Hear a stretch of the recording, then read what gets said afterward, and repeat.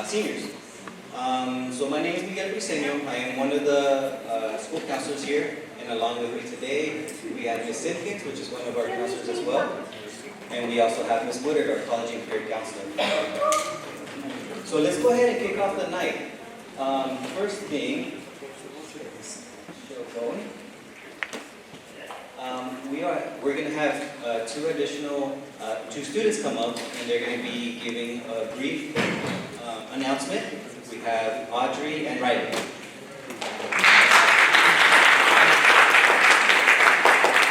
Hi guys, my name's Audrey and I'm Riley, and we have a quick little announcement. So we are working with Mr. Holdren, the Alumni Association, and the Royal Pride Foundation to create a database of as many San Marcos alumni as we can. Our goal is to have enough alumni in our newsletter so that we can send out updates of opportunities, things that are going on with the school, sports, and we know that a lot of parents here could possibly be alumni, so if you are, we encourage you to fill out this form, as well as all of the senior students, because you guys will be alumni next year. So we'd like everybody to please fill out the form if it applies to you. Yeah. Thank you so much.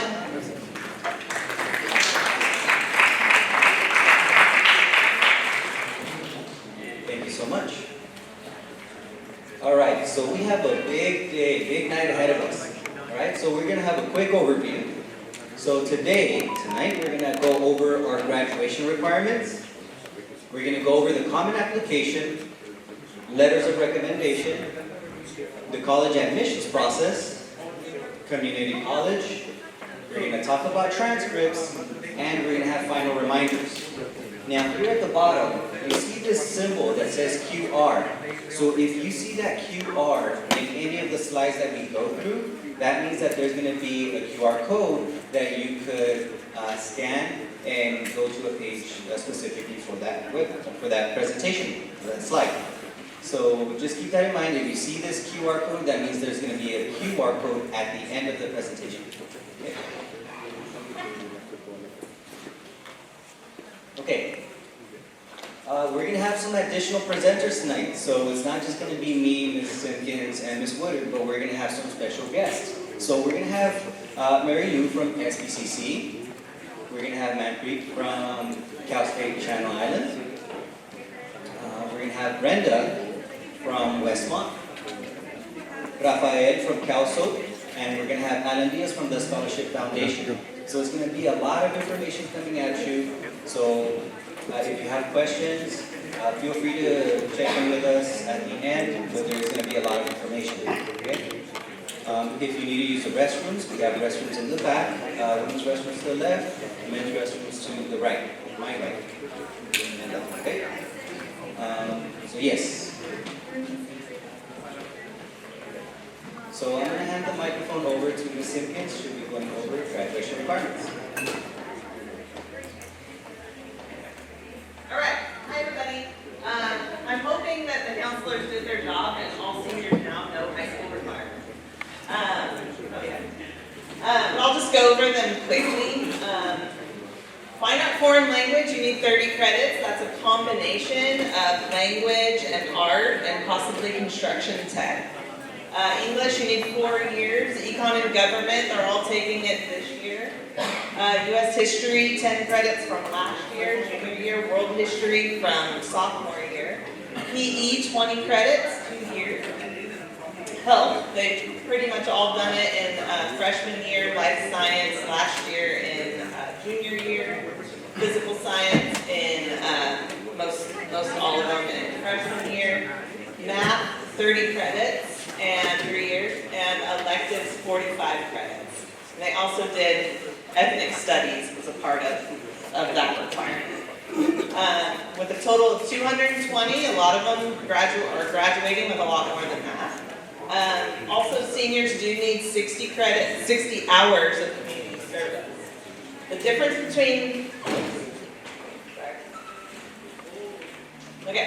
between this slide and the next slide is that these graduation requirements will get you directly into community college, okay, with a D or higher. Just know that, because on the next one we're going to talk about the college A through G.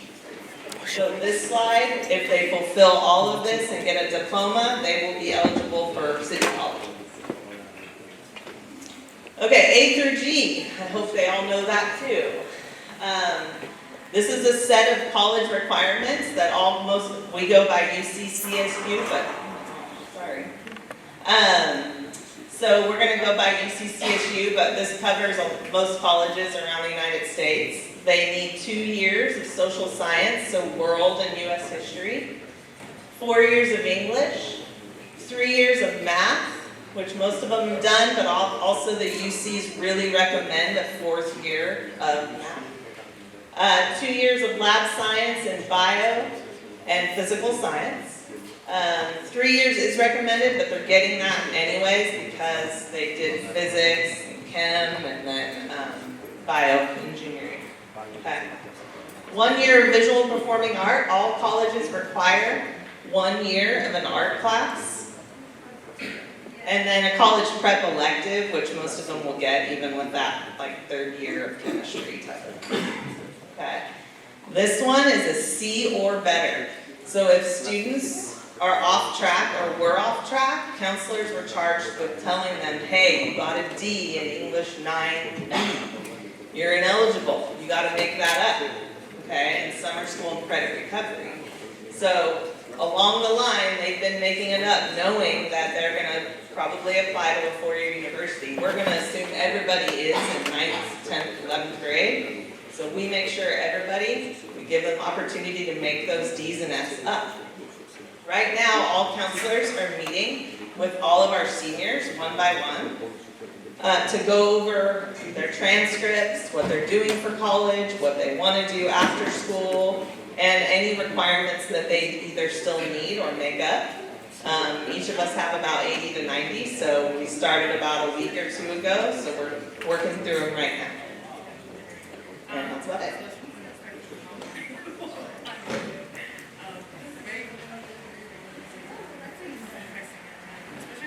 Okay, I'm going to be talking to you about the college application process, which can be a little complicated.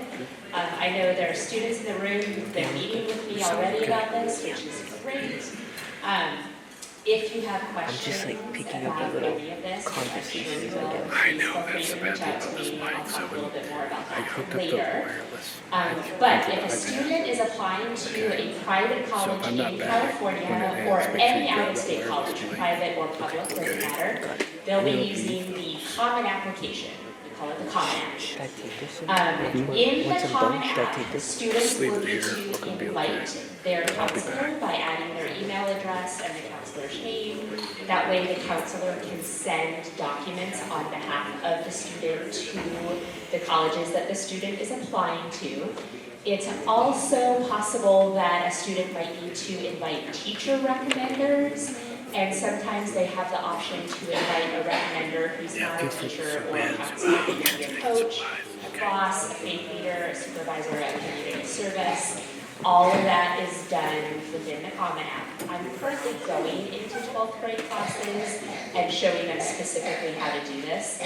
For any students that I miss, I'll be sending out the slide deck with all the directions, and I'll also be sending that presentation in a parent square in the near future. Part of inviting your recommenders is allowing you have to do a FERPA authorization, it's called. So basically, you're giving our school permission to send your educational information to these other colleges, so students will be forced to do that step. There is also a letter of recommendation questionnaire that the counselors will need if they are writing a letter of rec for the student. So students should fill that out before they do those one-on-one meetings that Ms. Simpkins mentioned. I also have that questionnaire. I also have a document just about how to help your recommenders write amazing letters of rec for you generally. So if you need any of that, shoot me an email. I will quickly reply with that information. And then there are some decisions you'll need to make on the Common App about which deadlines you're going to be using. So there are 4 different types. Number 1 is early decision. I do not have very many students apply to college's early decision because it is binding, meaning that you can only apply to one school early decision, and if you are accepted, you are committed to going. You have to pull all of your other applications, you will not see where else you got in, you will not be able to compare financial aid offers, you are just going. So the most important thing to know if you've absolutely fallen in love with a school and you want to apply early decision is you need to know ahead of time if you can afford the cost. So you will Google the name of that school, Google the words net price calculator along with it, and there's financial information you complete. If it tells you a dollar amount and your family thinks, yeah, we can swing that, then apply ED. If you can't swing that, then I would recommend applying early action instead.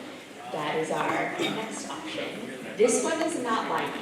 So just like early decision, you're applying by an earlier deadline, typically around November 1. For both of these, you're getting a decision back by winter break. But this one, if you got in, you don't have to pull your other applications. You can wait to see where else you got in. You can compare financial aid offers.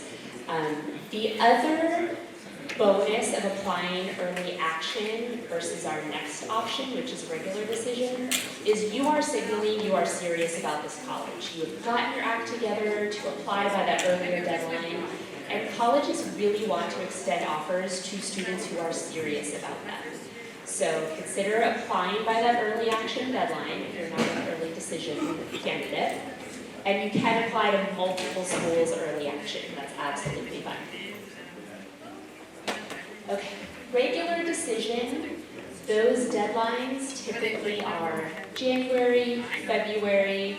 You'll have to wait until about March to get your decision back. And then finally, we have rolling admission, which is applications roll in, decisions roll out. They're not tied to any specific date. So you can apply anytime from August 1 to typically July 31st. And within 2 to 4 weeks, you will hear back if you got in or not. And I've even heard of students hearing back the next day. One of my private clients has already applied to ASU, has already gotten in. That was her first choice, and she's done. So that's really nice. Okay, a little bit more about letters of recommendation.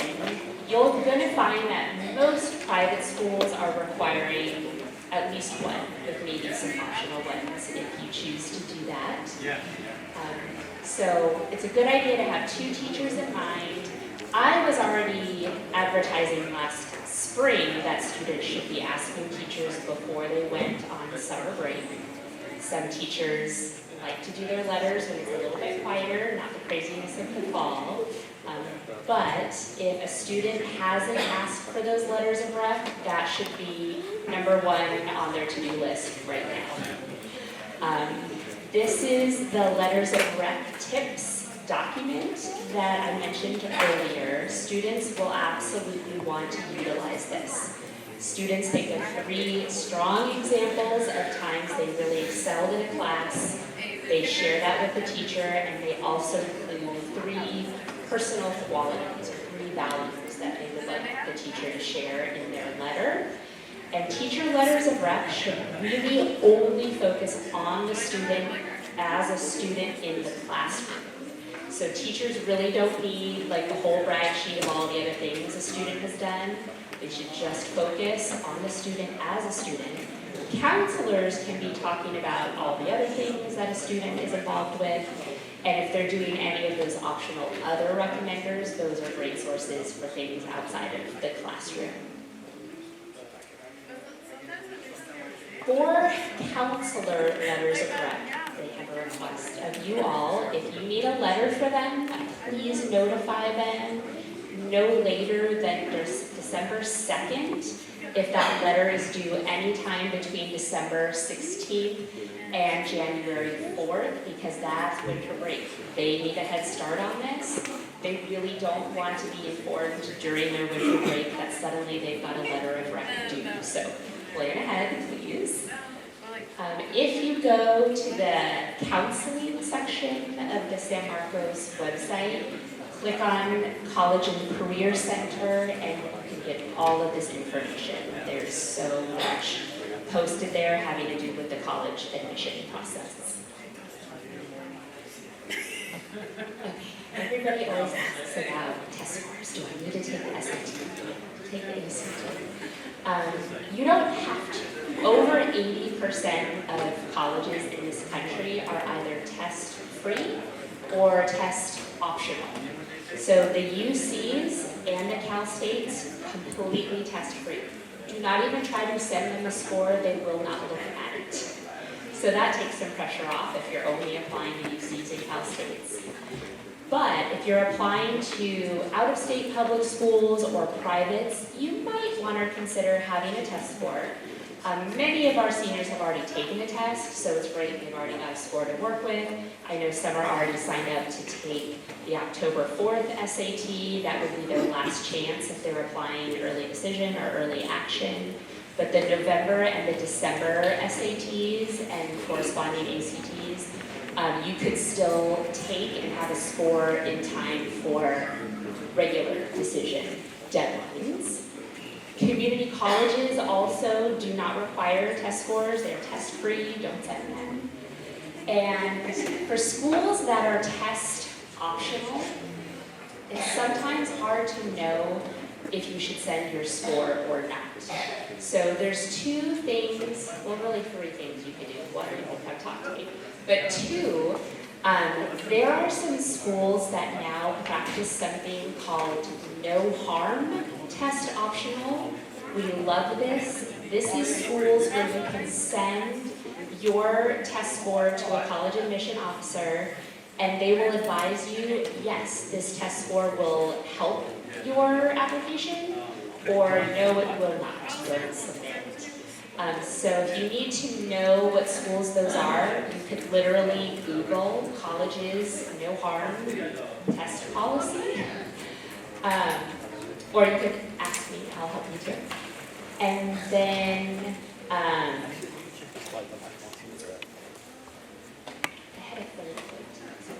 oh yes, the common data set. Parents, guardians in the room, you might want to jot this phrase down. Common data set. Over 95% of colleges issue one of these every year. It's a ton of information on admissions for that college, divided into sections. If you go to section C9, it will tell you what the 50th percentile SAT or ACT score was for that school last year. The rule of thumb is if your score is at that 50th percentile number or above, go ahead and submit your score. If it is below, then you probably do not want to submit your test score. So that can be helpful as well. Okay. There are schools that are test optional for admission, but sometimes you'll get more merit scholarship money if you do have a test score. So that might be another reason to just have a test score in your back pocket. It's sort of that philosophy, it's better to have it and not need it than to need it for tens of thousands of extra dollars and not have it. Okay, so community college is a fantastic option. We are so blessed to have Santa Barbara City College right here in our community. It's regularly rated as one of the top community colleges in the nation. There's a significant number of international students because of its wide-ranging reputation. And we have maybe about 65%-ish of our senior class who go to SBCC every year. So that's a mix of students who always intended to go there, and it also involves students who applied to four-year colleges, but then perhaps they saw the cost and then thought, I could go to SBCC and utilize the promise, not pay anything for tuition fees and books, supplies for 2 years. That sounds pretty good. You don't need to have fulfilled those A through G requirements that you heard about earlier, no test scores, as I said, no letters of rep. And in the spring, for students graduating in June, we have a series of workshops to help them apply, to pick their classes, to register for classes. We even take them to campus for orientation and a tour. It's lots of fun. Our mid-year grads, we have workshops for them as well. Those happen in the fall, and I'll be sending out those dates soon. If you do land at SBCC, there is something called the Transfer Admission Guarantee, which is phenomenal. Basically, what it means is if you complete your 60 units of general education requirements, and you have a minimum GPA, and that would depend on the school that you're hoping to transfer to, and you might have to take a course or two in your intended major, but if you fulfill all those requirements, you are guaranteed admission to all of the UCs except for UCLA, San Diego, and Berkeley, and all of the Cal States except for San Diego, Long Beach, and Cal Poly Sloan.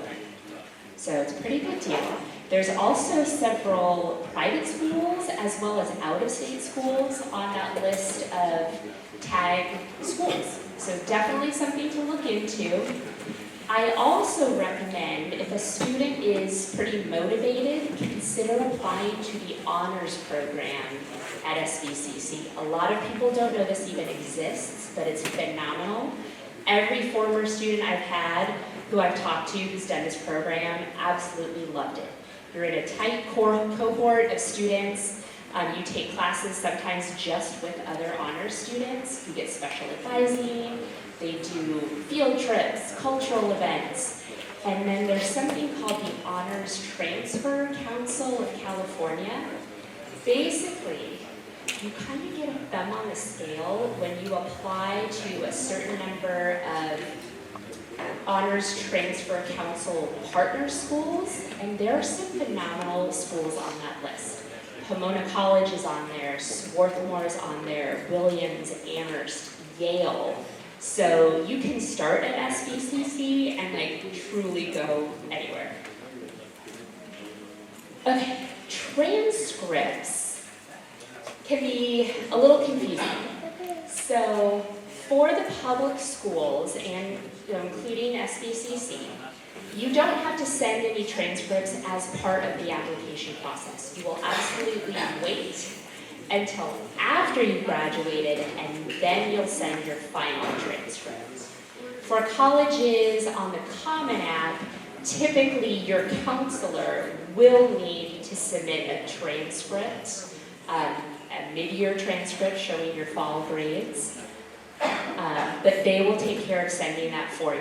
You students, however, are responsible for that final transcript that's going to go to whichever school you decide to enroll in. So, in order to ask for a transcript to be sent during the school year, if it needs to be an official transcript, that will come from our registrar. And the registrar's office is in B1, classroom B1. At the end of the year, when you send those final transcripts, you're going to utilize a service at a website called Parchment.com. It's about $7 to send an official transcript through Parchment. But remember, you might have to send a high school transcript as well as an SBCC transcript if you took dual enrollment classes. So that's 2 transcripts that you need to send. When you do your senior checkout procedures in June, you will get information on ordering transcripts. So if you don't remember between now and June, it's fine. Okay, I would imagine that at this point, if students are applying to colleges, four-year colleges, they have a pretty finalized list. But if you still need some help with that college search, all the students have the SCORE app on their iPad. They can absolutely use that. There's a college quiz that will match colleges to their preferences. Big Future, which is part of the College Board, also has a great tool there to search for colleges. Niche.com, if any student has ever had an appointment with me, we've probably been in Niche together. Niche is great for researching colleges. It also is great for something that's kind of new on the college admissions scene. It's only about the 3rd year it's been in existence. It's called Direct Admission. If your student is using the Common App, they might actually get some direct admit offers from the Common App as well. Essentially, you've put yourself out there, you make a profile on Niche, include your GPA, and colleges will see it, and they will send you offers of admission. So nice and so easy. To make it official, you go through the additional steps they want, which is typically fill out the application. They'll often waive the fee, waive the essay, and then it becomes an official offer. And the Niche ones come with merit scholarship offers. One of our seniors, I don't know if she's here today, but I keep using her story because it's so great, got an offer through Niche.com from Beloit College, which is a phenomenal liberal arts and sciences college in Wisconsin. It's one of only about 40 schools on the list of colleges that change lives, meaning their students have really impressive outcomes compared to their peer institutions. Her offer came with a merit scholarship of $48,000 per year. So we sat down and we did the math, and the direct cost of attendance, so tuition fees, housing, and meal plan, came in at $26,000 a year, which is less than some of our Cal states. So that was very exciting. So that could be you too. Do a profile on Niche and see what offers you get. And then visiting colleges in person is always great. Seniors get 3 excused absences for the whole year to go visit colleges. If you can't make it to a campus, don't worry. Ever since COVID, most colleges also offer virtual tours on their website. You can take advantage of those. And when our college reps come and visit our College and Career Center, sign up for those visits. Anytime you interact with a college, they're keeping track of that. It's called demonstrated interest, and to some colleges, that's really important. So, for example, Wednesday, October 29th is our annual district college fair at Dos Pueblos in their gym. Go to that and talk to the reps. They will collect your information, they will make a record that they saw you, that will show in your application when they go to sit down and evaluate.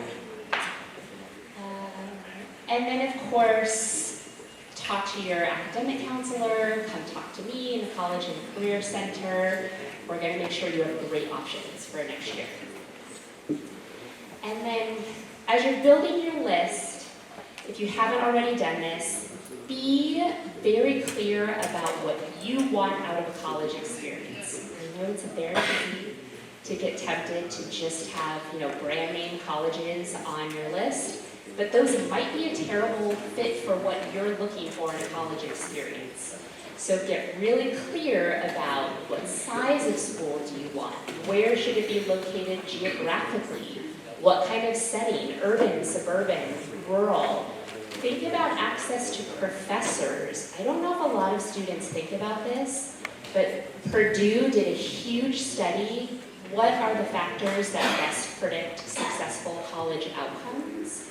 Number 1 was access to professors. It makes sense. They mentor you, they connect you with internships in your major, they write you letters of rep for grad school. So if you are sitting in huge 300-person lectures and you're not the type of kid who's going to stay after and ask questions or go to office hours, maybe that's not the best setting for you. Maybe you want a school with smaller classes. Think about internship and research opportunities. I will be honest with you, the job market is not good for college graduates right now, so you need to do everything you can to improve your chances of landing a job. The number one thing is get out there and do those internships or get in those labs and do research with professors, or as a social science professor, get out in the field and do research. You need to have stuff to put on your resume. Connecting with the Career Services Office is a great way to find out about these opportunities. People don't think about career services. It's like the hidden gem, trust me. And then activities and orgs, make sure schools are offering the things that you either have been involved in and want to continue, or things you would like to try when you get to college. There's so much to try. Get out there and do it. And then of course, the cost. Don't forget about the cost. I know that's not the fun part of applying to college, but it has to be a financial fit. Otherwise, it doesn't end well. Trust me, I can tell you so many stories.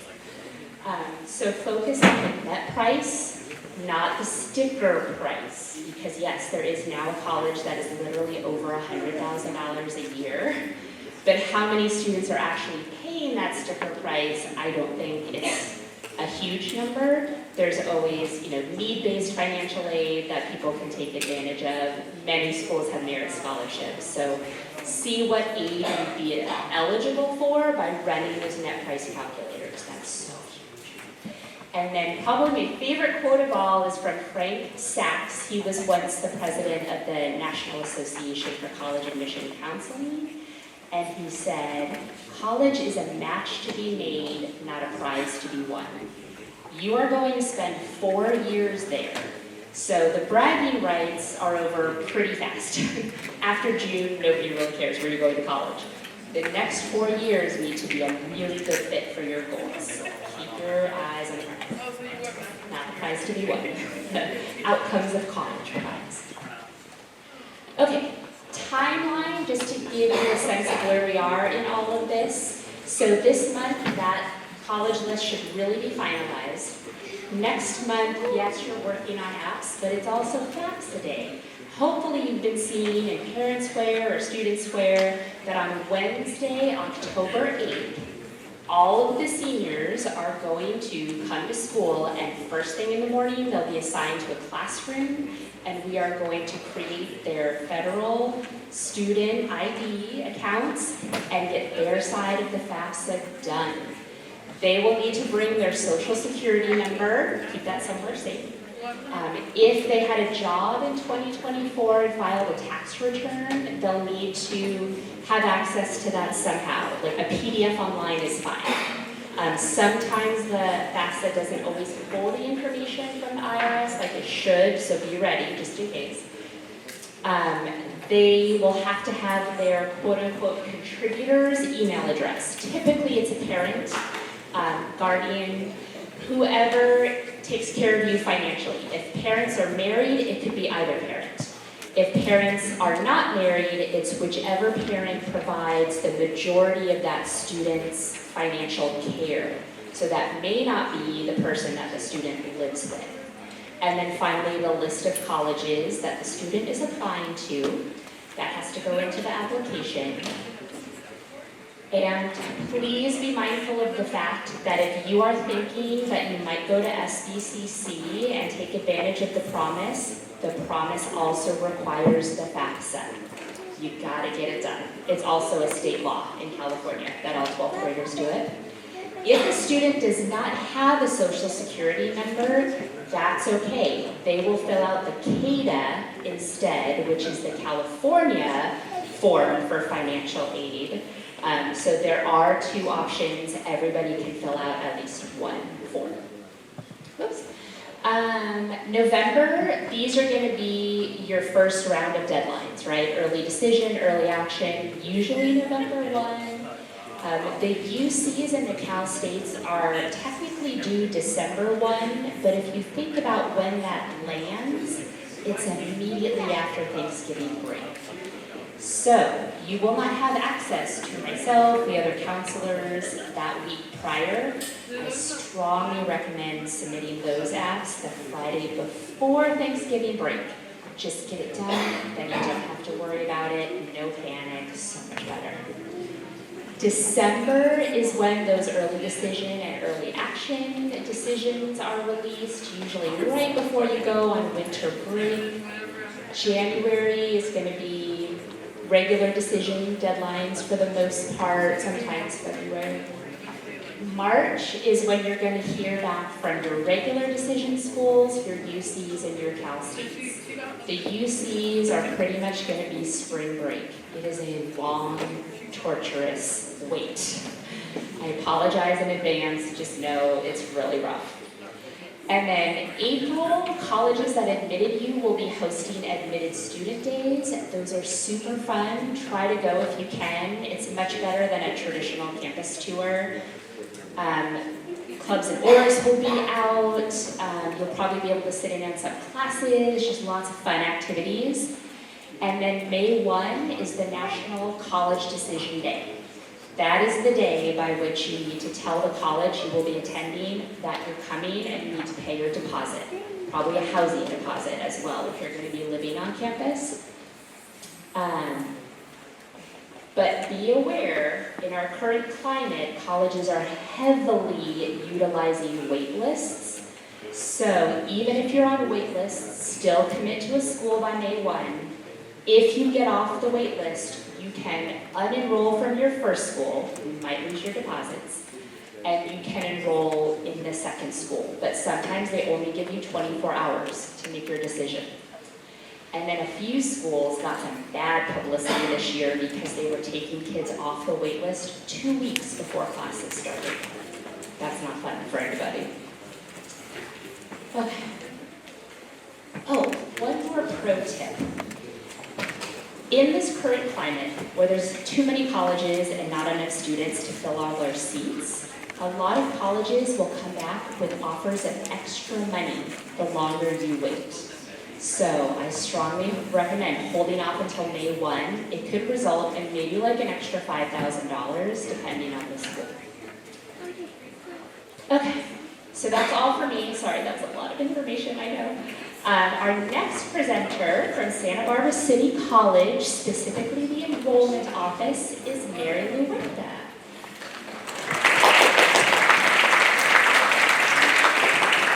There's going to be a quiz at the end, so I really hope you all took notes. Did you all?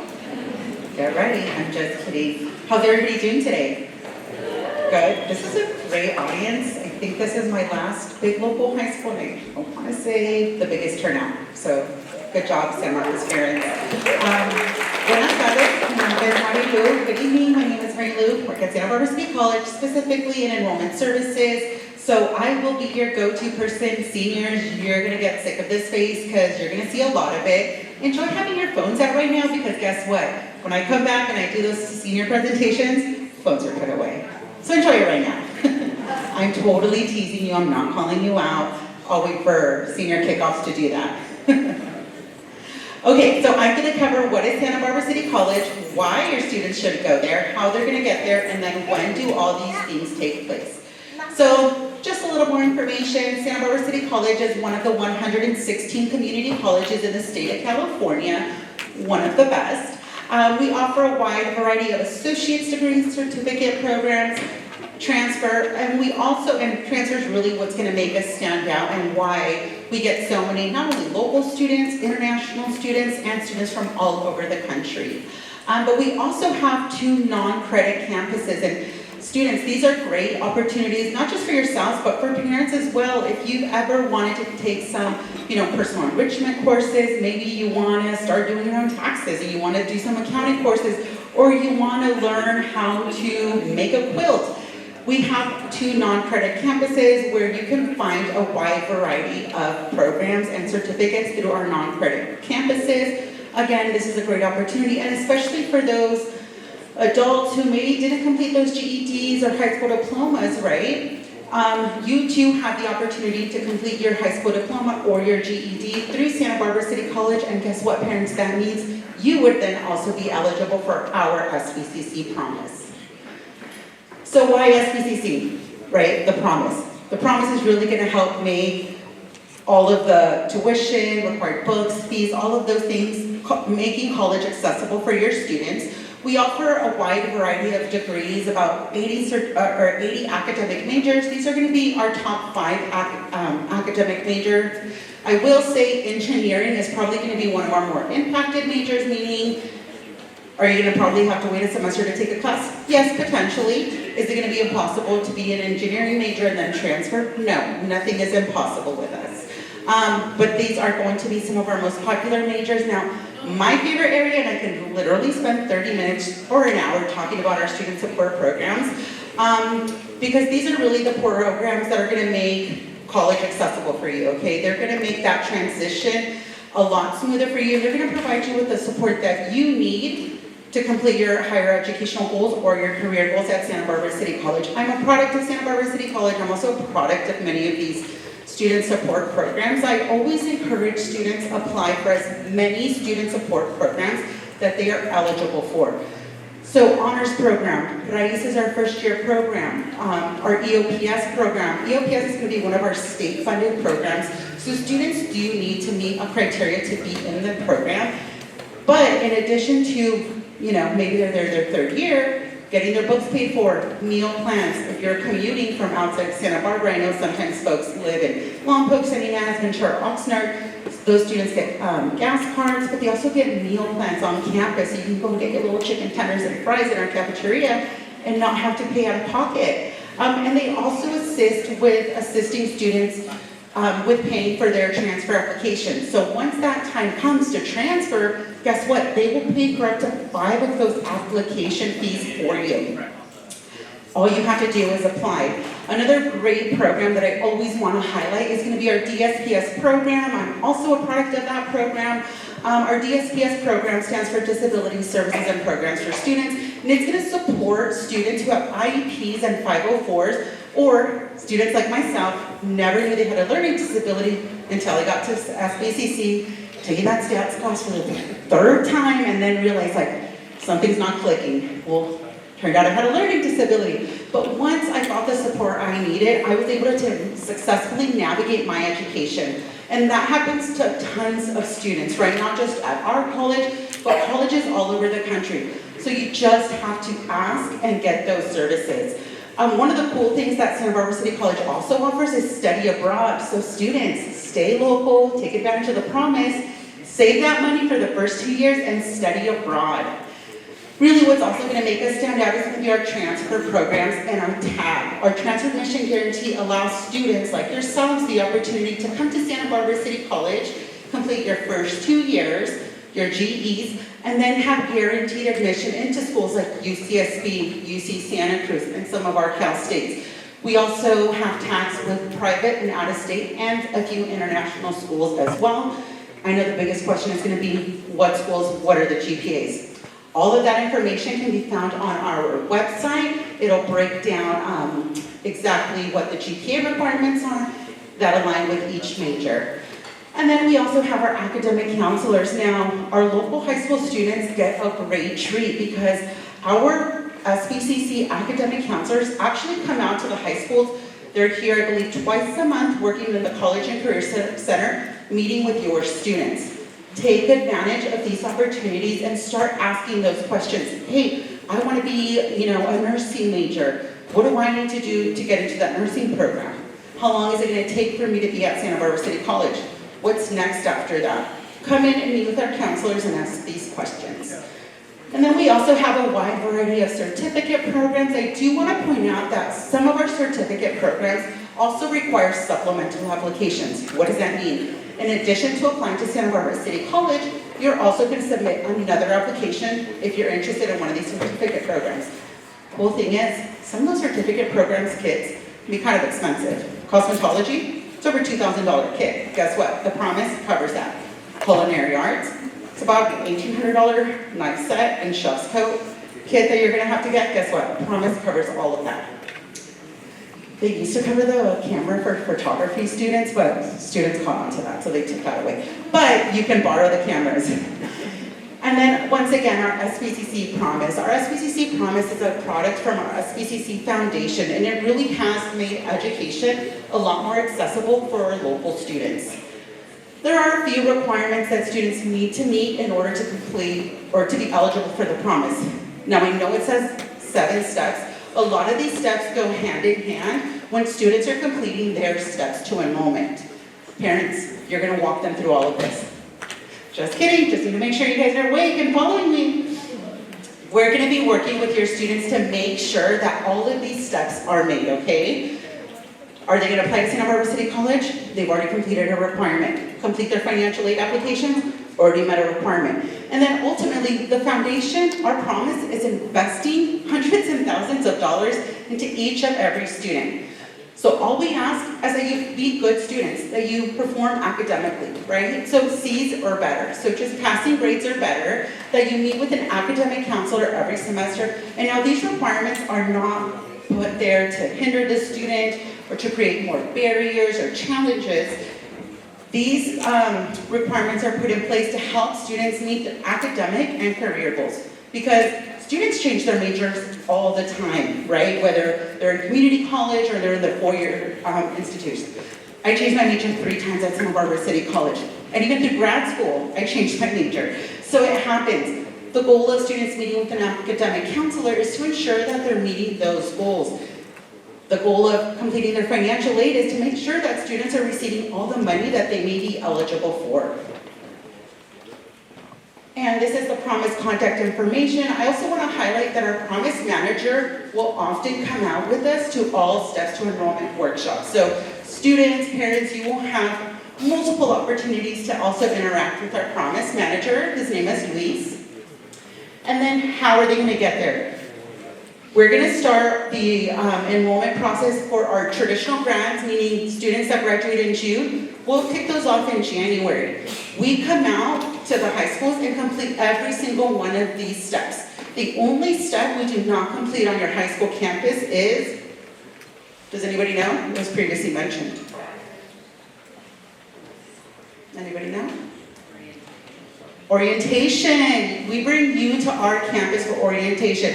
We put together a really fun event. I mean, I have a blast because I'm one of the leads on it, and you get to hear another presentation from me. But it's such a fun event. We do a resource fair. We have lunch with you all on campus. You get a campus tour. And guess what? You meet other students from some of our other schools. So it's a really fun time. But all of these other steps, starting from completing your application all the way to registration, we come out to your high schools and complete every single step. So parents, as long as your seniors are attending these workshops, guess what? They're going to be successfully registered before they graduate high school. These are important dates, specifically for mid-year grads. Mid-year grads are going to be students who graduate in December or early January before spring semester begins. We will also be conducting and hosting steps to enrollment workshops for all of our mid-year grads. So before they even go out on winter break, guess what? They're going to be fully registered for spring semester if they choose not to take off a gap semester, because that's the most common question. Well, I graduated in January, but I think I want to take spring off. Totally fine. But to be eligible for the Promise, you cannot take off more than in a year, okay? So it's not like you can just go on a year-long, year-and-a-half-long vacation and then decide, you know what, I think I'm going to go to SBCC and just have the Promise cover my stuff. Only one gap semester can be taken off. Does that make sense? Okay, good. And stay connected. We do have some social media. We have our Instagram, our TikTok. We put some really fun stuff out there. And then parents, you are not alone in this. Students, you are not alone in this process. You have a room full of representatives from our private schools, from Westmont, from UCSB, from Channel Islands. We have Cal Soap, Scholarship Foundation, and your own high school counselors. Take advantage of all of these amazing people, even me, and connect with us. Ask us questions. Ask us, you know, what we did or what resources are available. Hey, does Westmont have an application fee waiver? What if I go and visit Miss Brenda? Can I get extra money for, going to Westmont? Ask those questions. Ask your college and career counselors, hey, when is somebody from UCLA going to be here? Can I meet with somebody from these schools? Parents, again, you are not alone in this process. I know it's a scary process, but you are not alone. And here is my contact information. I will be your contact person. I will be in the College and Career Center starting next Wednesday. Not this Wednesday, not in 2 days, but next Wednesday. I will be here pretty much every Wednesday for the remainder of the semester from about 9 a.m. to 2:30. So you get a whole lot of me. All right, thank you so much.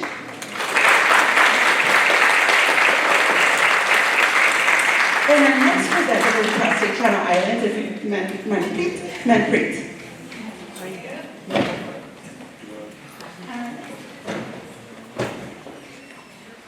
Okay, got it. Hello, good evening. How is everyone doing? Good. Are you still with us? Yeah? So thank you for being here tonight. My name is Manpreet Singh. I am one of the admissions counselors in the admissions office at California State University, Channel Islands. I know, it's a mouthful. And I'm going to be talking to you about the CSU system, or the Cal States. So, just an overview of the Cal State system. There are currently 22 Cal State campuses within the Cal State system. If you remember correctly, or if you happen to recall, last year there was 23. Now we are at 22, and that is because one of our campuses up north, Cal State Maritime, has merged now with Cal Poly Sloan. So we are now 22 campuses. CSU students are from the top 1/3 of the state's high school graduates. We produce the state's most bachelor's degree. 1 out of every 10 California employees are a product of the CSU. And 21 of our 22 campuses are Hispanic Serving Institutions, or HSIs. And we also have about 54% of our students within the Cal State system are also first-generation students. And Cal State graduates graduate with career-ready experience, graduate career-ready with real-world experience. So what that means is, at Cal State, you will get service learning opportunities, you will get hands-on learning opportunities, and you will be ready to join the workforce. So, what can you study at the CSU? Overall, there's over 4,000 majors that are offered within the Cal State system. So, you can study anything from animation and illustration to architecture. A really interesting one, I think, is dairy science. And you can even study radio, television, and film. And this is just a handful, again, of all the majors that we offer. Depending on which campus you're looking at, you can find certain majors that are only available at that campus, whereas other majors you'll find at every Cal State. So how can you narrow down or see which campuses offer what? We have built a website for you guys. So if you visit this website, you can find your program and your major. So you can either search specifically by the Cal State campus that you're interested in to see what majors they offer, or if you're looking for a certain major and you want to see which Cal States have it, you can search by major. So as you can see in this example, we are searching for psychology, and it is giving you all of the campuses that offer psychology. Quick note, psychology is offered at every Cal State, but if, some of the other more unique majors that you saw on the previous slide, you'll find that not every Cal State has, so you do have to do your research for that. So, what are the admission requirements for the Cal States? We are, as mentioned previously, a test-free admissions system, so the Cal States do not require SAT or ACT scores. If you submit them, we will not look at them in terms of your admission application. A lot of students often ask if they've taken the exam, should they submit the results, and that's really up to you. Again, we don't look at them in terms of admission purposes, but we can look at them and use them to determine your placement into your college level English and math classes. Another note, a friendly tip, because this happens every year, there is a section within the Cal State Apply application that asks if you want to enter your test results. Keep in mind, if you do say yes and you enter in your SAT or ACT scores, then that Cal State campus you apply to is going to ask you to submit your results. So if you are not wanting to submit your results, select no in the Cal State Apply application. We do require, of course, for you to graduate high school or equivalent and you do have to complete the A through G college preparatory courses, which you can see listed on the right. We also require that you have a qualifying A through G grade point average, which for California residents is a 2.5 or higher. If you're below a 2.5, that doesn't necessarily disqualify you from applying to a Cal State and even getting admitted. If you have between a 2.0 and a 2.49, you can still apply to a Cal State and we can evaluate your application based on what we call supplemental factors. So what are those supplemental factors? The primary factors include your GPA that you've earned in all of your A through G courses, completed after 9th grade and through 11th grade. We also look at GPA and courses taken relevant to your selected major. And again, we look at number of academic courses beyond the minimum A through G requirements. So to give you an example, the UC system recommends 4 years for math. If you're applying to a CSU, you only need 3 years, but if you've taken 4, then we can use that in evaluating your application if you're below a 2.5 and give you what we call extra points to help boost your overall admission score. We can also look at secondary supplemental factors, and that includes the location of your high school and what educational opportunities were made available to you. We can also look at certain student attributes, like if you were a foster youth or if you have any military service in your family. And we can also look at activities and engagement outside of school, whether you have any extracurricular activities or any work or volunteer experience or any leadership roles. So again, these factors come into play if you are below a 2.5, if you're between that 2.0 and 2.49 range. Just don't be discouraged from applying to a Cal State, just know you can, and we can evaluate your application based on this criteria. So, impaction. I'm sure you are starting to hear this term now that you're getting ready to apply. So within the CSU system, we do have some campuses that are impacted overall as a campus. Other campuses have impacted majors, but they're not impacted at the campus level. So what does impaction mean? It means when a campus receives more application than spaces it can provide. And there are some campuses, again, where they may have more popular programs that are impacted, and for those programs, you do need more than just your minimum requirements to gain admission to those programs. So that's, again, where we look at the supplemental factors. So these are your impacted campuses for this year. They include Cal State Fullerton, Cal State Long Beach, San Diego State, San Jose State, Cal Poly SLO, and then Cal Poly Pomona. Quick note about Cal Poly Pomona, they are not impacted at the campus level. They are only impacted at the freshman level, which means all freshmen applying to Cal Poly Pomona, it is impacted. But once you get in, then you're good to go. So these are your non-impacted campuses. Guess what? Channel Islands is on this list. So with impacted or non-impacted campuses, as long as you meet the minimum CSU admission requirements, you are able to be admitted to that campus. However, another quick note here, some of these campuses have impacted majors. So at Channel Islands, nursing is an impacted major. So when you apply for nursing at Channel Islands, since it's impacted, just having those minimum requirements is often not sufficient, and you do need those additional factors when you're applying. And cost of attendance, so overall, the CSU is very affordable. Your state tuition fee, this is the same across all 22 campuses, which is for this year $6,838. Where it gets varying is with your campus fee. Each campus has different fees that they charge, so often your overall cost of tuition can vary between campuses.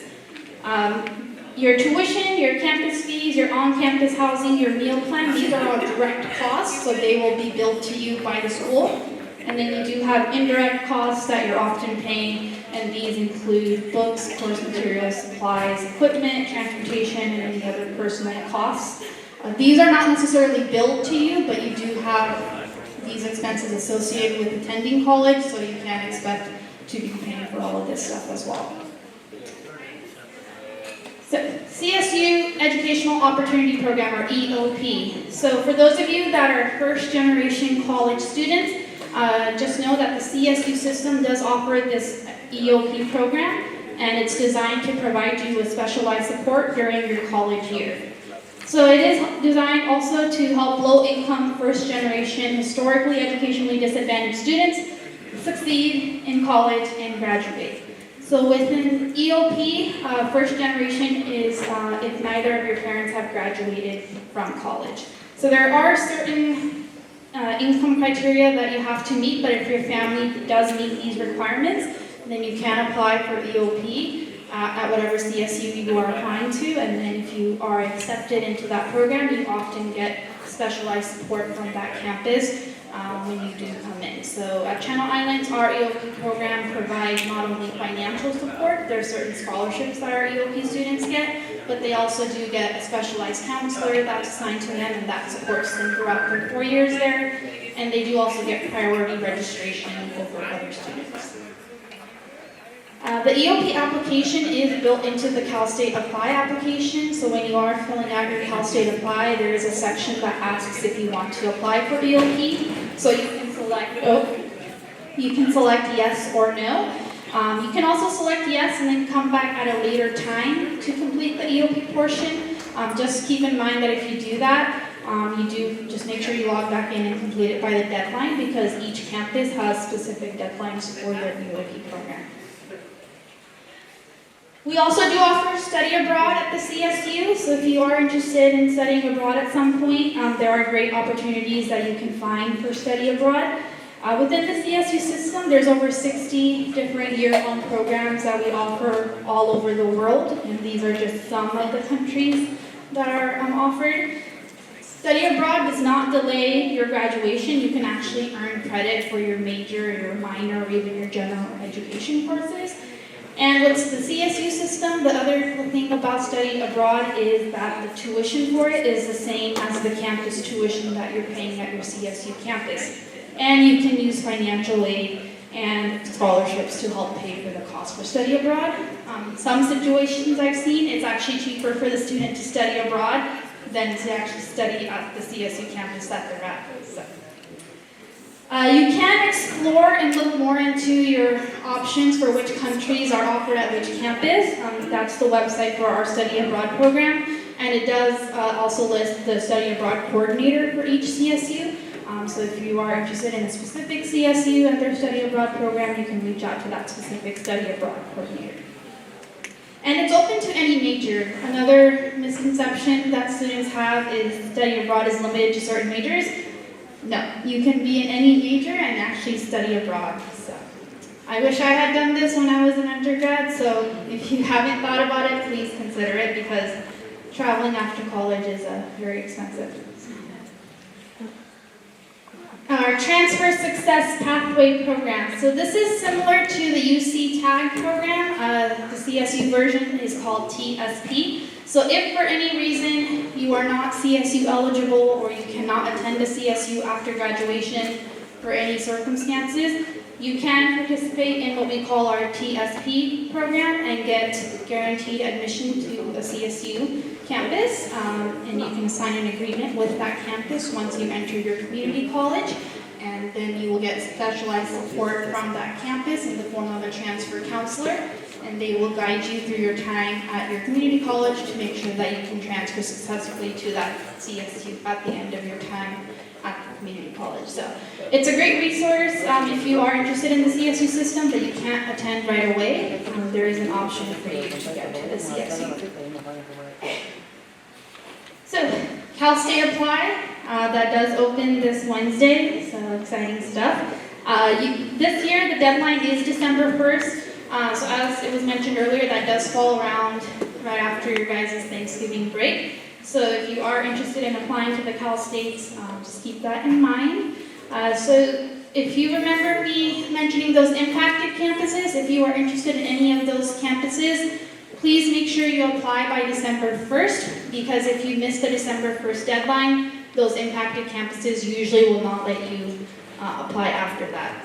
For your non-impacted campuses, sometimes they will extend this application deadline, but they won't announce that until December 2nd. So don't count on it. If you are, again, interested in a specific Cal State, my recommendation would be to apply by the December 1st deadline.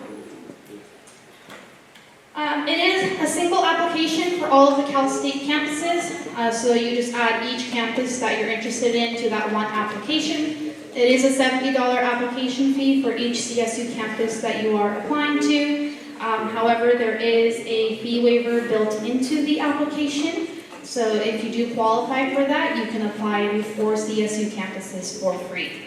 Oftentimes, if you are not qualifying for the fee waiver within the application, you can reach out to the individual CSU campus that you're interested in and see if they will let you file what we call a fee waiver appeal.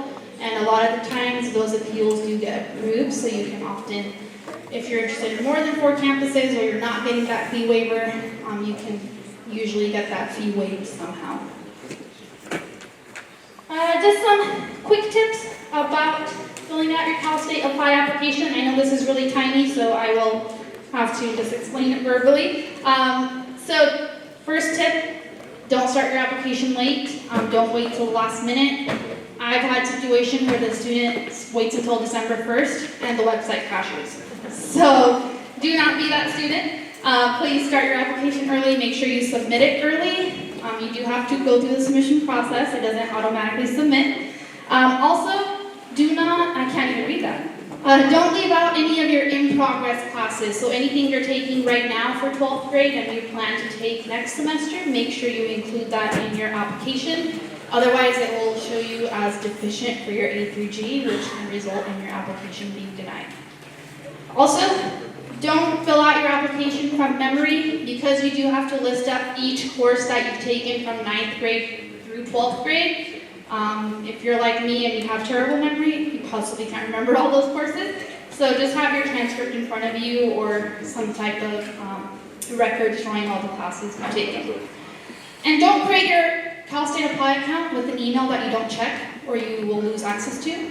Because all of your admissions decisions and updates will be sent to the email that you use for your Cal State Apply. So you want to make sure you're getting those because they do have important deadlines that you'll need to know.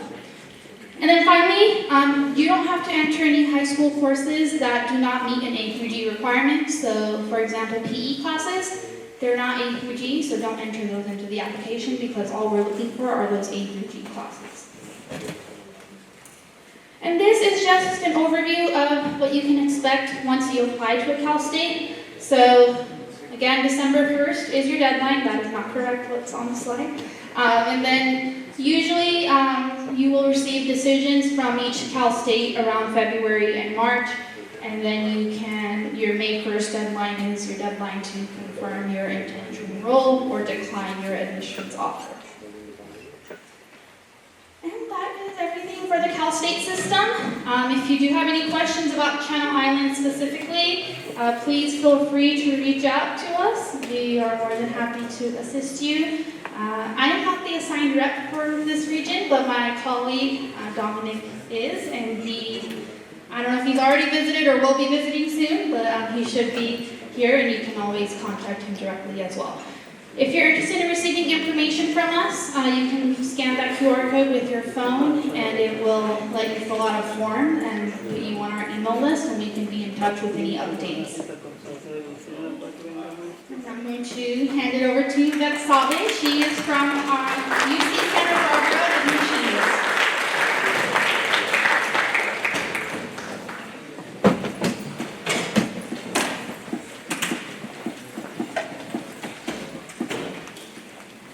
Alrighty, hello everyone.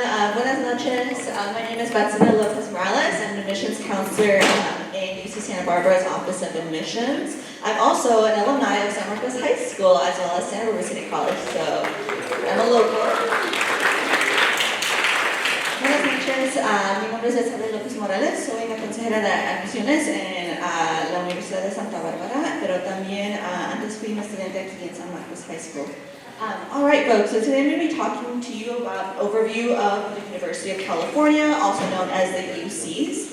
So we are a top-tier public research university system. And so within all of the UCs, we have 9 undergraduate campuses spread out across the state in Northern California, Central California, and Southern California. Each of our campuses are going to vary by size, location, majors, and programs. And what makes the UCs unique is our 3-part mission. So we have a focus on teaching, research, and public service. What does that mean? So at the UCs, research is available across all disciplines and for all majors. I know when I was applying to schools, I didn't really know what research meant, nor was I very interested in doing research. I kind of just thought it was like looking at cells under a microscope, but that is not only the case. You can certainly do that and find the root of cancer at a UC, but there's also research available in the arts and humanities, the performing arts, the social sciences as well. I myself did sociology and communications while being a sociology major in my undergraduate. And of course, there are research opportunities that you can do in the math, life, and physical sciences as well.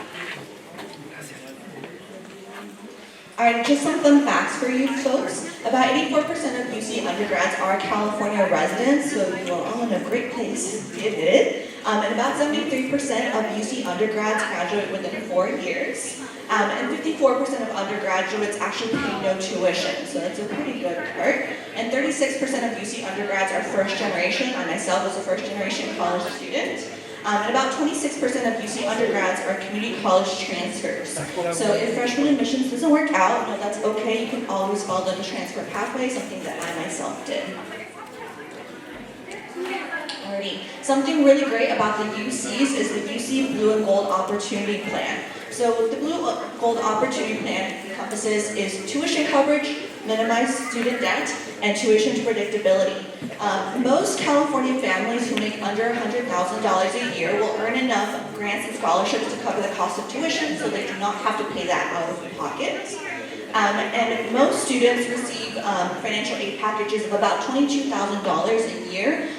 So with many students being able to work just part-time to cover the rest of their costs of attending college, or even being able to graduate debt-free. I know my family certainly did not have enough money to pay for me to go to college all 4 years, and I was very fortunate to graduate debt-free because of the UC Blue and Gold Opportunity Plan.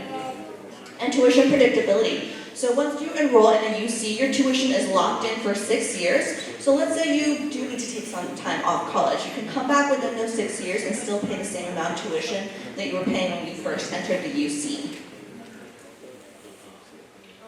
All right, some application basics. So the UC just has one application, and you select which campuses you would like to send that application to. So again, there's 9 undergraduate campuses. You can apply to as many campuses as you would like, or as few. For students that are income eligible, they are able to qualify for up to 4 fee waivers for the UC application, and that will be determined within the UC application itself. Something new this year is that the UCs are making vouchers available, so your schools can pay for the application fees on your behalf through those vouchers. You'll want to connect with your counselors or your school specifically to learn more details about that. The UC application is evaluated based on self-reported information from the application. So we trust what you're putting on the application. We don't need test scores or transcripts. Just put everything on there. And we don't look at letters of recommendation, we don't do interviews, we don't look at transcripts, and we don't look at SAT nor ACT scores for admission purposes, nor for scholarship purposes. Nor for financial aid purposes. Alrighty, the UCs practice what is called holistic review. So with holistic review, we are looking at your academics, which looks at your completion of A through G courses, as well as your UC GPA, which I'll talk about in just a sec, as well as non-academic. So this is looking at activities and awards, as well as your personal insight questions, known as the PIQs. Sometimes students know these as the essays. They're really not essays, and I'll talk about why in a bit. All right, so when looking at academics, we want to know what was offered at your school and what did you take advantage of? What did you take? Why? Context matters. Again, what were you able to accomplish with given the opportunities that you had available to you? And we also want to get to know you on a personal level. So what opportunities did you have? What opportunities did you lack? a former director of mine used to say that if it's not on the application, then it didn't happen. So if there's anything that's important to your academic directory in high school, put it on the application. Let's say you were part of a program called like Apple or Avid or the Entrepreneurship Academy. I'm not going to know what that is, so you need to define it in the application. You need to put it on there. Just because something is a big deal at your high school doesn't mean I'm automatically going to know what it is when I'm reading your application. Alrighty, and we did talk about the A through G previously, so I'll go ahead and skip over this so we have enough time for the rest. But just so you know, a lot of these align with your high school graduation requirements. If you see that something is recommended, we do encourage you to take an extra year of that to help you make a more selective, to help yourself be a more selective applicant. Alrighty, so you previously heard me mention the UC GPA. So the UC GPA is the GPA that we at the UC calculate and use for admission purposes. This may look different from what you are seeing on your high school transcript, as again, this is calculated by us at the UC, and this is calculated from your self-reported completed A through G coursework. This is looking at the coursework that you completed the summer before 10th grade through the summer after 11th grade. This is not to say that your 9th and 12th grades don't matter, because we're still looking at them, they're just not being used to calculate the UC GPA. The minimum UC GPA for California applicants is going to be a 3.0. Of course, we do encourage you to strive for higher than that. And this GPA is also weighted. So you do get additional GPA points for completing UC-approved honors courses, which can be different from what you're saying on your high school transcript, as well as AP courses, IB courses, and any college courses as well. You receive a max of 4 additional points 10th grade, and a max of 4 additional points 11th grade.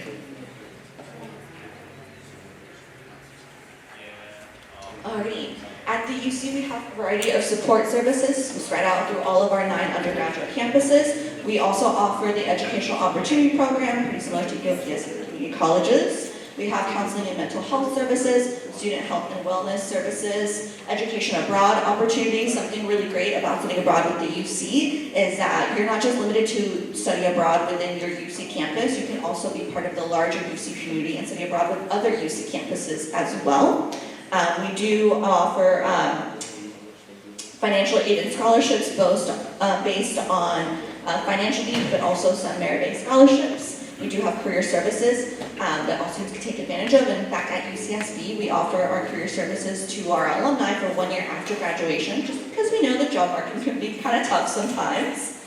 And we do have services and centers for first-generation college students, foster youth programming, as well as undocumented student services, cultural resource centers, and basic needs services. Alrighty, when it comes to picking a major, I want to emphasize that your major does not equal your career. Please remember that. I majored in sociology, and yes, I use my education every day, but I'm not a sociologist, I'm an admissions counselor. So all of the UCs offer undeclared, so if you haven't settled on a major yet, that's okay, you can go ahead and list undeclared. And there might be majors that are similar across the UCs that have different titles, for example, marine biology versus aquatic biology. Selection and admission for each of these majors is going to vary by each UC. And if you are curious to know what campuses offer which majors, you can scan that QR code right there. Alrighty, some more FAQs. What is dual enrollment? So for those of you who might not know, dual enrollment are college courses that you can take in high school. How do you know which classes will earn college credit? So something to note is that we only pre-evaluate the UC transferability of California Community College units. So if you did take a California Community College unit course, you can use Assist.org to know how that course will transfer to the UCs. We do not pre-evaluate non-California Community College coursework. So let's say you decided to go out of state for school, decided that wasn't really for you, you want to come back. Unfortunately, we cannot pre-evaluate that coursework. So it might be something to keep in mind.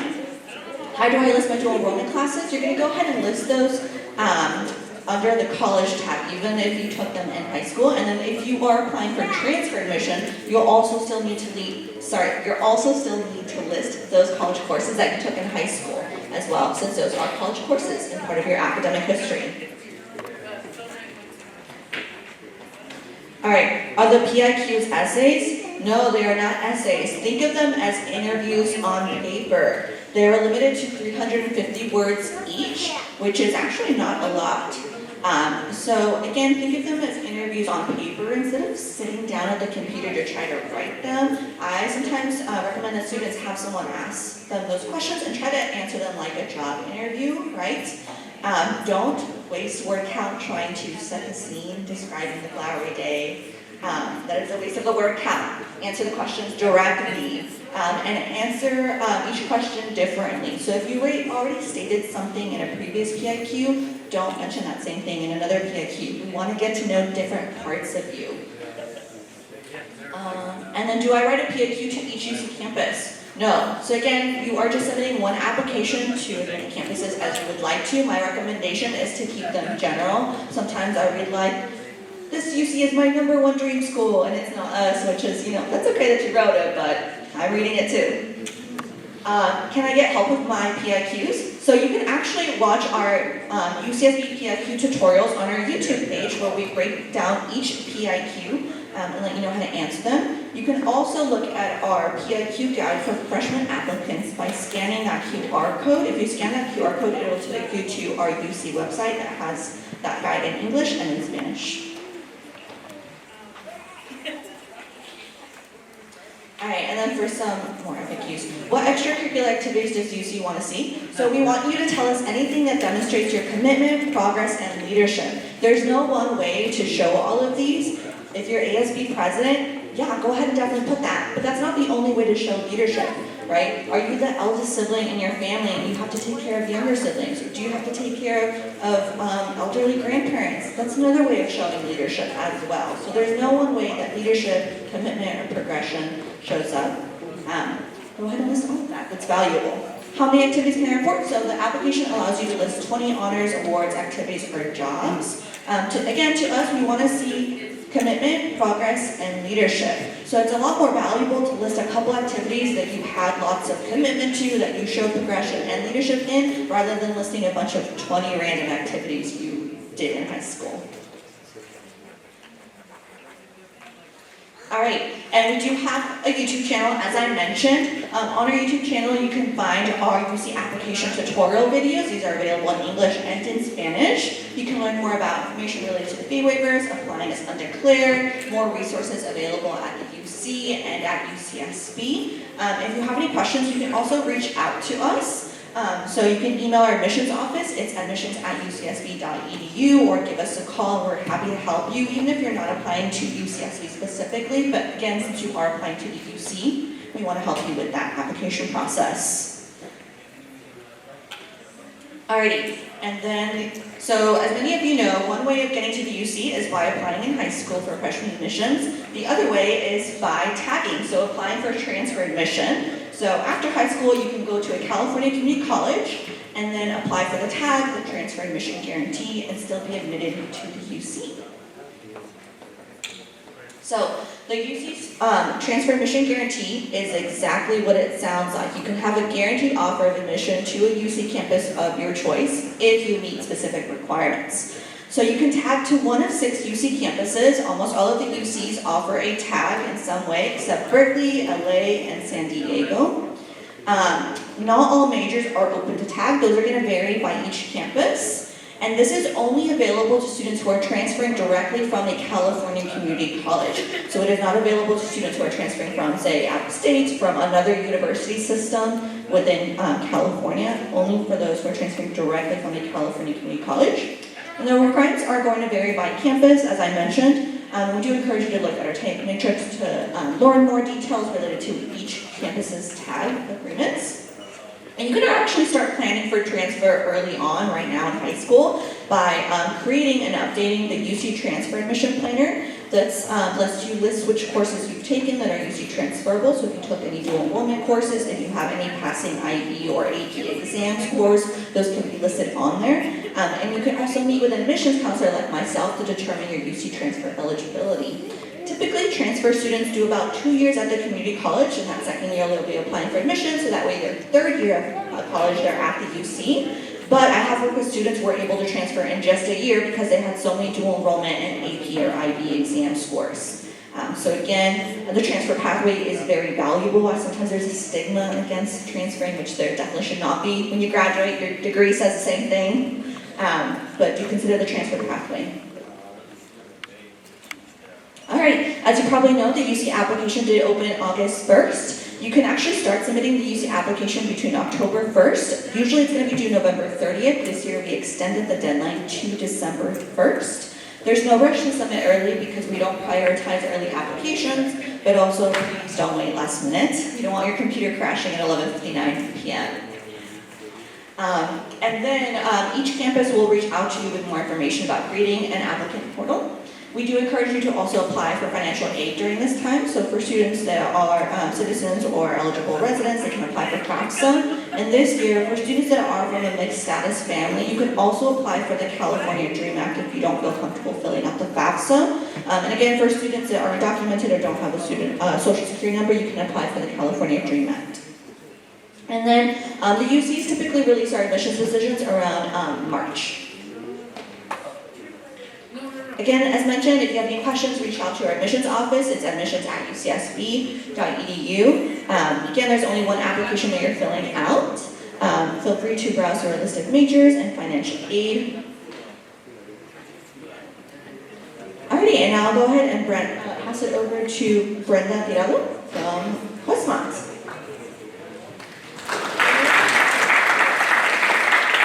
Okay, and last but not least, private colleges. We are so lucky in Santa Barbara to have so many great institutions right in our backyard. I went to SBCC and then I transferred to UCSB, and now I work at Westmont. So I am very familiar with all of them, and they're all so great. But I'll introduce myself. Brenda Tirado from Westmont College. I am an assistant director of admissions over there. And what we will do today is I'm just going to talk about the different types of private colleges, tell you a little bit of the distinctives of a private college, and then talk about money. And that's it. So it'll be very short and sweet. Different types of private colleges and universities. We have comprehensive research institutions, liberal art institutions, and among those we have faith-based institutions. So I put up there some familiar names so you can look at those and hopefully think about them. The comprehensive research institutions tend to be a little bit larger. They have great research opportunities, a lot of clubs that will be happening on campus, a lot of great things going on. Liberal arts institutions are also wonderful, but the class sizes tend to be a little bit smaller. You get some extra attention there maybe, and the access to professors is great. So both wonderful, really depends on what the student is looking for. So it is important to do a deep dive into themselves and see what they're hoping to get out of college. And then there's faith-based institutions, Westmont, Pepperdine, Point Loma. These are all some that also prioritize your faith. So that might look like religious studies courses or chapel being built into the curriculum and into the schedule for during your time there. So those are those. Distinctives of a small liberal arts college. Personalized education. There are smaller class sizes, like I said, access to professors. 97% of the professors at Westmont College are doctorate level educators. And curricular flexibility, so you can take a ton of different classes. Even if you're not majoring in them, you're able to take those classes, and that's a big plus. Holistic education, again, explore multiple disciplines. You can take those classes even if you're not in the major. Hands-on engagement, character development. This comes from knowing those professors, from being able to spend time with them. Westmont has this Take Your Professor to Lunch program where you can email them and say, hey, I want to get to know you. Can we go to lunch? And you can go into the dining commons, nicknamed the DC, and just spend 30 minutes with them and talk to them. So that's a huge benefit. Sense of community, knowing others, being known, lasting friendships. These are very big perks that you can walk around and people know who you are. Your professors know who you are. staff know who you are. If you walk into the financial aid office to ask for help, they're probably gonna know who you are. And your lasting friendships, if anyone in this room went to Westmont or knows somebody who has gone to Westmont or to another private liberal arts school, you can probably agree that they are still friends with those friends and they are lifetime friends that they still get together with one time a year. I hear that every day. Return on investment, high graduation rates. We want you to graduate in 4 years too, so that will happen.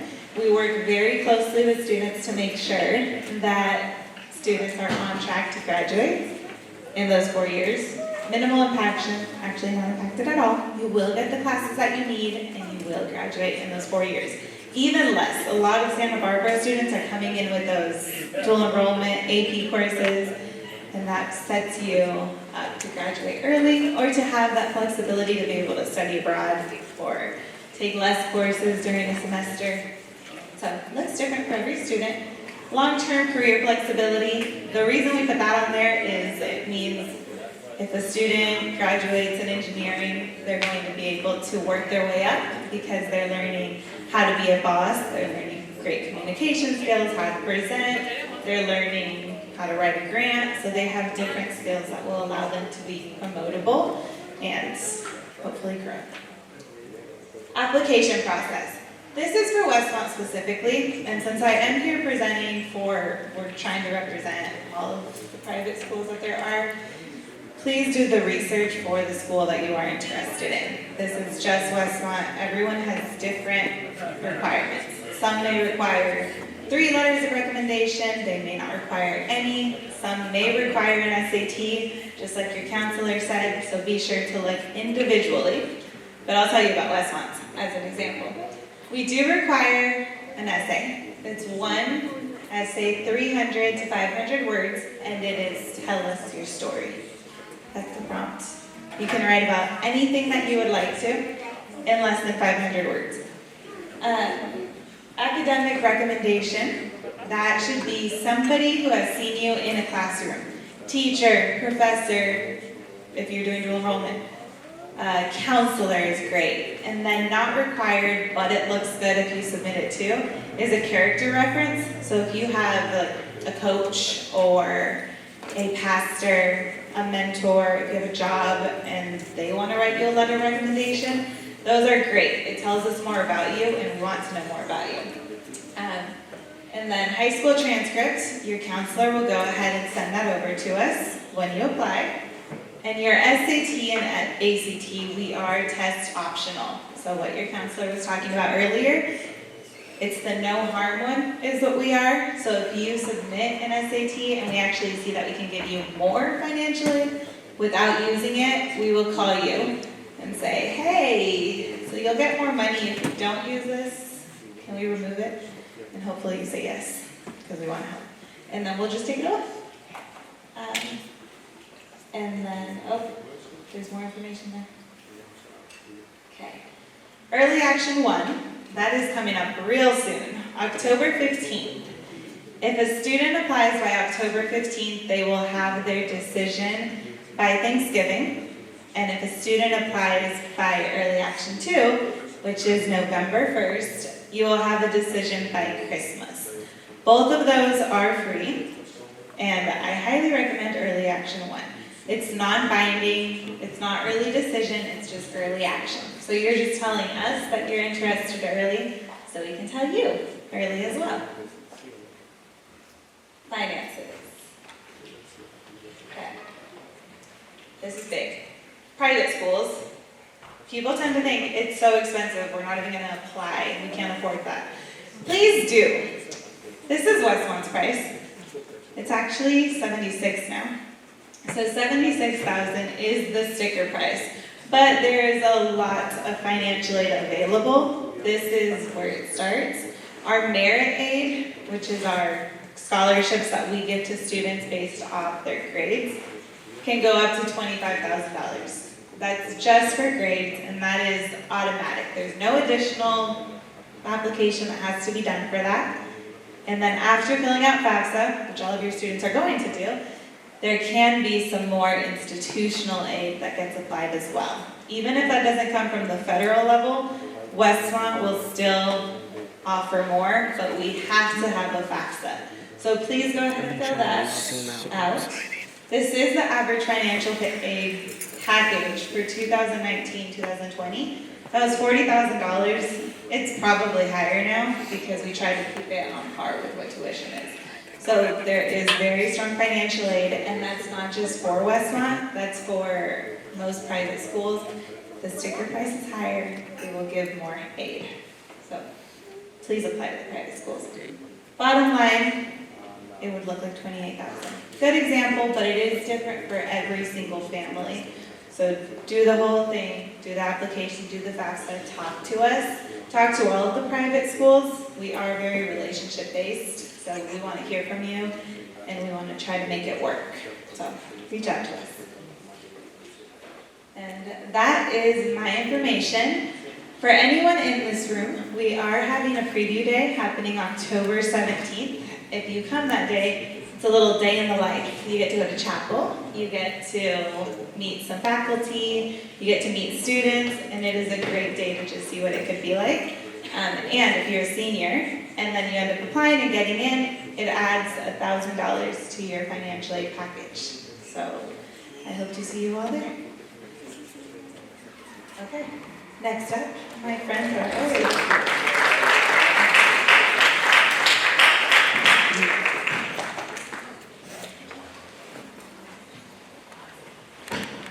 Good evening, everyone. My name is Rafael Alvarado, and I'm the program coordinator with CalSoap. CalSoap is a program out of CSU Channel Islands that is stationed here at San Marcos High School to support you and your students through the whole college process. Our mission is to assist students in increasing the accessibility of higher education opportunities in collaboration with community partners. So what we do is we place college student advisors at all of our local high schools to support your students. So we have one-on-one advising sessions throughout the year. We do our best to call out every senior, but San Marcos has a very big senior class. So we recommend that your student doesn't wait to be called out, that they come into the College and Career Center and request a meeting with one of our advisors. Our advisors will go over the whole college process with them, their plans, and support them wherever they need support. One of the areas where we focus on is financial aid. So we support students through the financial aid process from the beginning to the end. And we also have Be Helping Parents. So we have evening workshops where you all can come in and get support. Those will start mid-October, and they'll be on Mondays. And so you guys will get some more information about that through Parents Source. So you want to look out for that. Again, some of the services that we offer financial aid services through workshops and presentations, our advising, those are those one-on-one advising sessions that I mentioned. We also offer academic support during school and after school, so your students may be struggling with a class or needs space to work on certain assignments. We can support with that. And we also support in campus visits, so visits to all the colleges that you've heard from today. We'll have visits to those colleges throughout the year. And yeah, so we'll be on the lookout for our Cash for College workshops. That's what we call them. And so they will be in the evenings. I believe they'll be from 4 to 6:30. And so we'll be sending out a lot of information about the dates. Not only will they be held here at San Marcos High School, they'll also be held in our other local high schools. So if it's more convenient to go to one of those, you're welcome there. And also there's going to be a workshop Monday through Thursday at a different site. So you guys are welcome to go to any of those, and you guys will all receive information about that through Parents Day. And yeah, that's about my program. We are tabling outside, so if you guys have any questions, you guys can come in, and my information is up there. But we will be in the back in case you guys have any questions. And I'd like to introduce our next presenter, you guys from the Scholarship Foundation.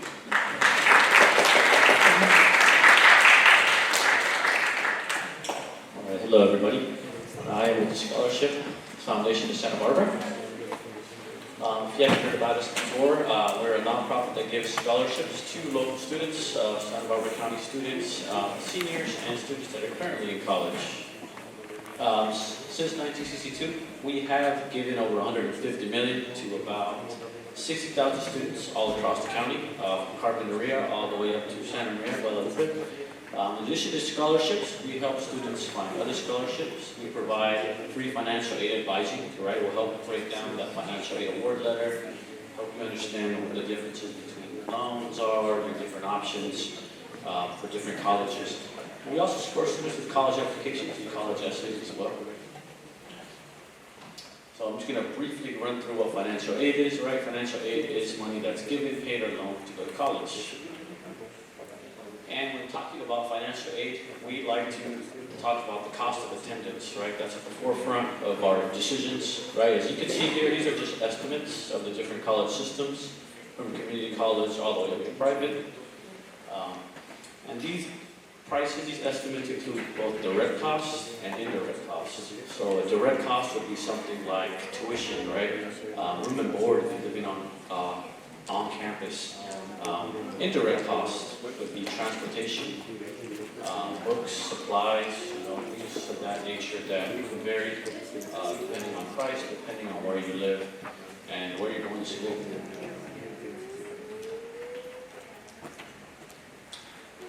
So just real quickly, a bit of advice I can impart to any seniors is give yourself options, right? This is why it's important to really not put your eggs all in one basket, or even if you really set on something, give yourself options, apply to different schools, see what's out there, see what you can get. So the 4 types of financial aid, the 4 sources, come from federal aid, state aid, college-based aid, and outside agency or private aid. So if you're a U.S. citizen or permanent resident, you would do the FAFSA.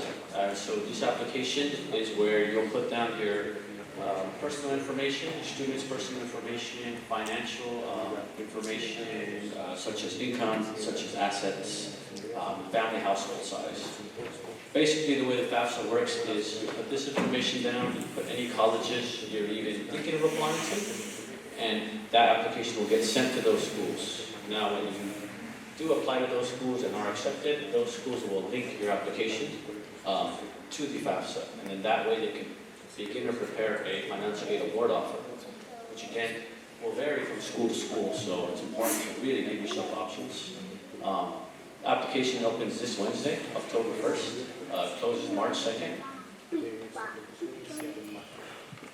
The types of federal aid available are Pell Grant, right? You can receive up to $7,395. We have work study, which is when a university or college can offer work through the school, through the college, and the federal government pays a portion of that through work study. Then there's a Federal Supplemental Education Opportunity Grant, FSEOG.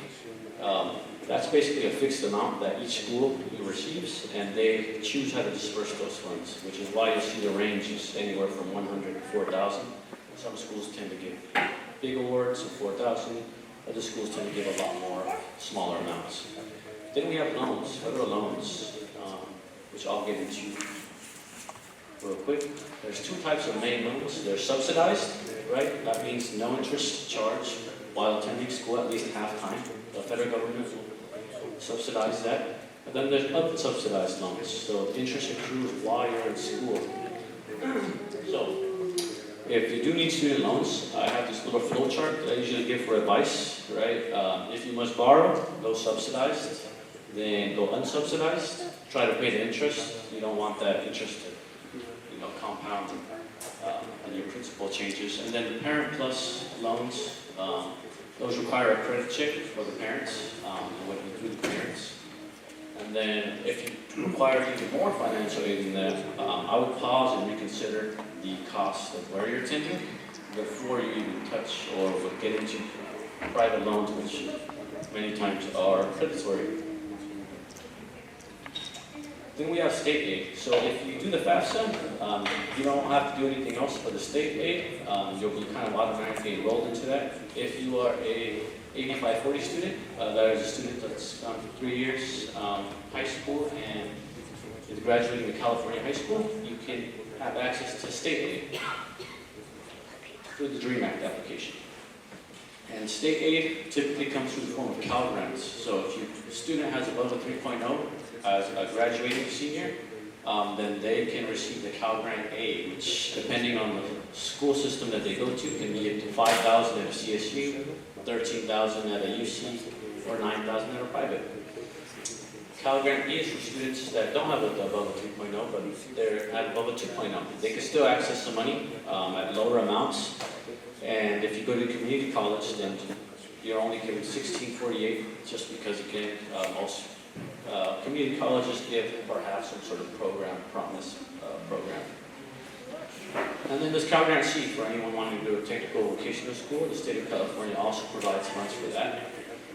One thing to note about state aid, it's only available for 4 years. So if you do plan to go to SBCC or community college, I always recommend students that are planning a transfer to consider putting it on CCC reserve if they think it's going to take longer than 2 years, just because you would want these higher amounts. Once you do transfer, you're going to need a lot more money as opposed to receiving a lower amount at a community college.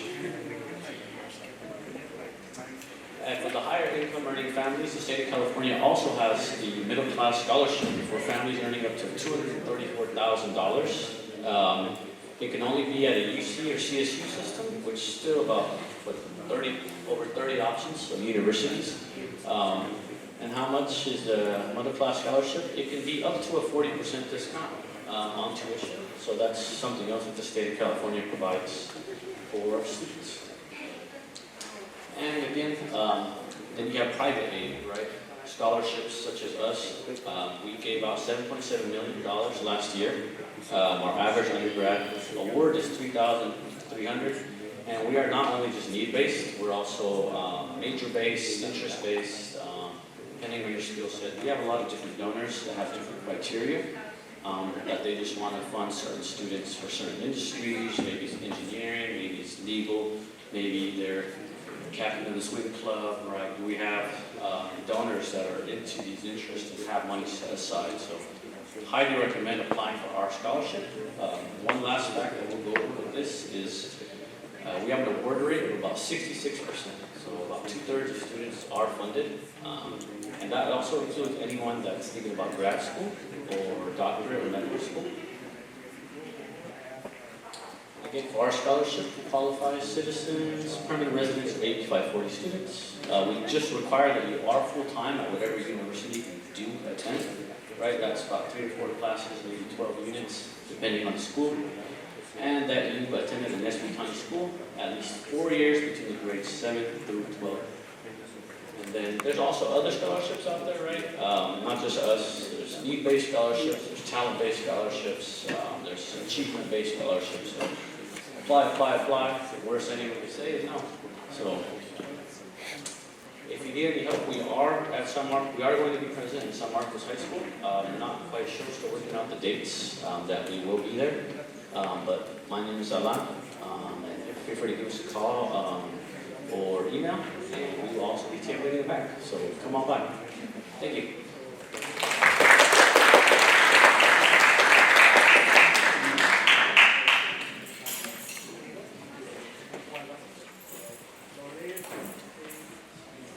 Okay, we are getting to the end of our presentation, and I want to say thank you for being here. It's been a long night and a lot of information. Hopefully it's all helpful to you. But we have some final reminders. So seniors, make sure you complete your community service hours. For graduation, we need a minimum of 60 hours of community service. If you haven't done, please get that community service sheet and bring them over to Ms. Woodard in the College and Career Center.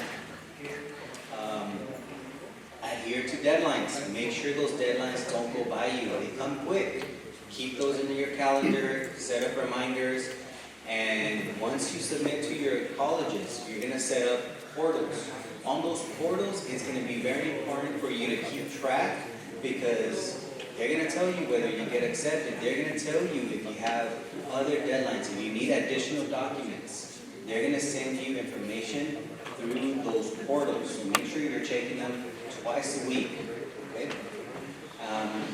If you have questions, make sure you set up an appointment with Ms. Woodard. If you need help doing that, this is her QR code. You can scan this QR code to set up an appointment with Ms. Woodard. She's going to be there to help. All your questions, just let us know. Counselors are there to help as well. If you go to our school counselor webpage, you can set up a counselor with your counselor, and we're there to help. That is our final slide. If you have questions, please let us know. Once again, thank you for being here, and have a great night.